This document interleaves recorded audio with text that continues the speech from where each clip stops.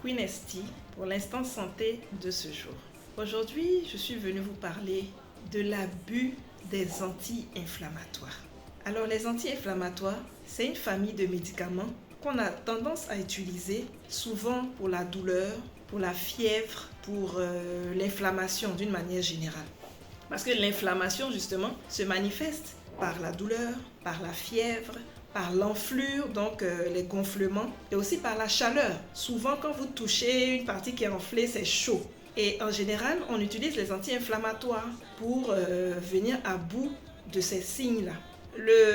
Ce que les patients ne remarquent pas, c'est que l'anti-inflammatoire, en général, quand il est utilisé par voie orale, quand il est prescrit ou quand il est conseillé par un professionnel, il n'est pas prescrit seul, il n'est pas utilisé seul. Sauf bien sûr s'il s'agit d'un anti-inflammatoire sous forme topique, c'est-à-dire une pommade, une crème ou un gel. Bon, les anti-inflammatoires, en général, c'est les produits ibuprofène, kétoprofène, acide niflumique. Ce sont ces produits-là, je ne donnerai pas de nom de spécialité, mais ce sont ces produits-là qui sont en général des molécules anti-inflammatoires. Donc, on ne les utilise pas seuls.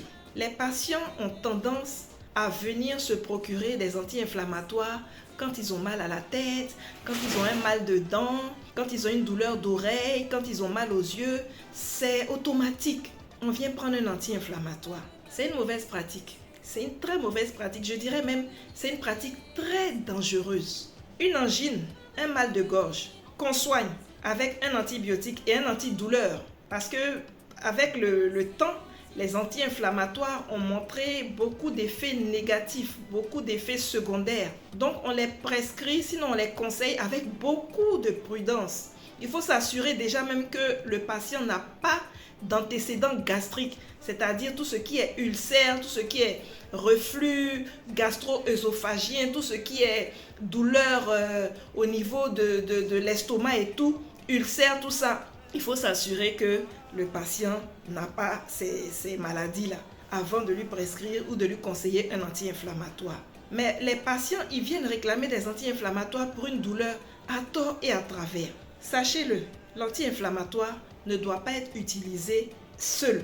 Et c'est vraiment avec une surveillance d'un professionnel de santé. Un médecin, un pharmacien, il va vous prescrire un anti-inflammatoire pour une douleur dentaire, il va mettre un antibiotique dessus.